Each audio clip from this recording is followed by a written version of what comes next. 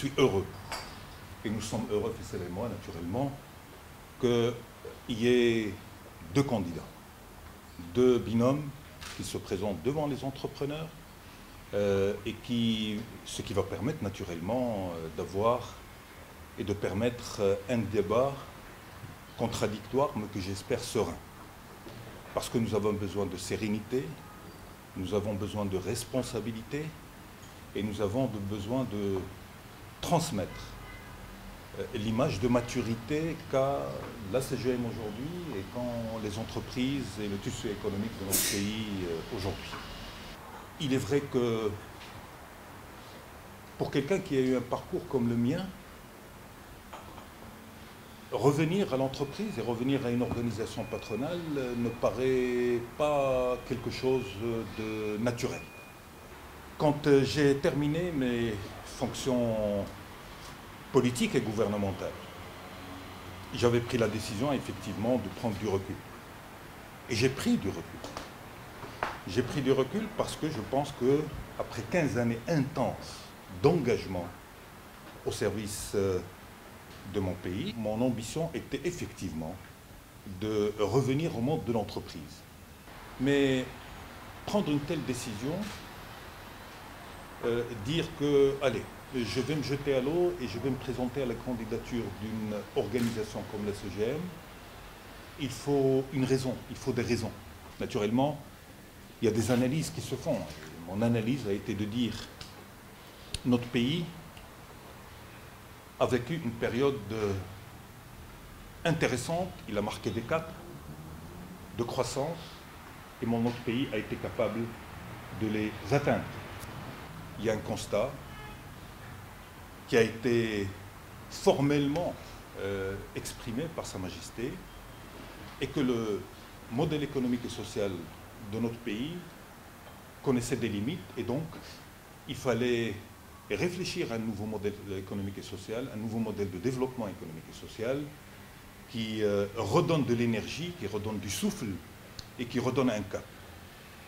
Et c'est cela qui m'a amené à dire mais oui, ce nouveau modèle économique et de développement économique et social de notre pays, sur quoi il doit reposer, sur quel pilier doit-il reposer? Et ma conviction était telle que je me suis dit, ce modèle ne peut véritablement réussir que si on arrive à mettre le secteur privé, l'entreprise privée, au cœur de ce modèle économique, de développement économique et social de notre pays.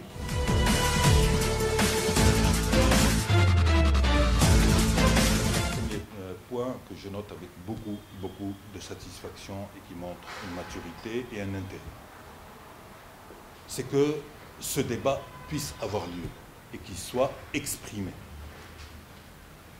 Il y a ceux qui l'expriment de bonne foi, et on le sait. Et il y a ceux naturellement qui l'utilisent pour des raisons que nous connaissons.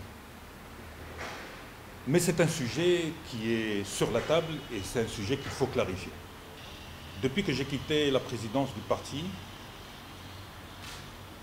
j'ai décidé de prendre du recul.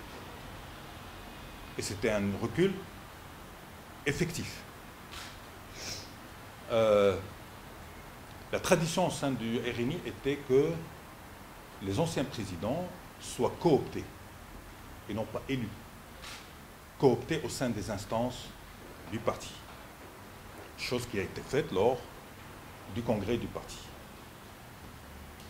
Mais depuis, je peux, et tout le monde le sait, je n'ai jamais participé à une quelconque réunion, activité ou prise de position au nom du parti qui est le mien. J'ai eu naturellement des interactions sur ce sujet tout au long de cette période-là. Et je tiens à remercier tous ceux qui m'ont parlé franchement et qui se sont livrés avec franchise par rapport à cet aspect-là. Et donc, comme je suis attaché à la symbolique des actes, et je veux que les actes soient exprimés à des moments précis parce que ça porte sa valeur et ça porte sa symbolique, première chose, c'est que dès que j'ai été investi, Faisal et moi, où notre candidature a été acceptée par le conseil d'administration de l'ECGM. Premier acte, c'est de saisir officiellement pour geler toute activité ou toute appartenance aux instances dirigeantes du parti.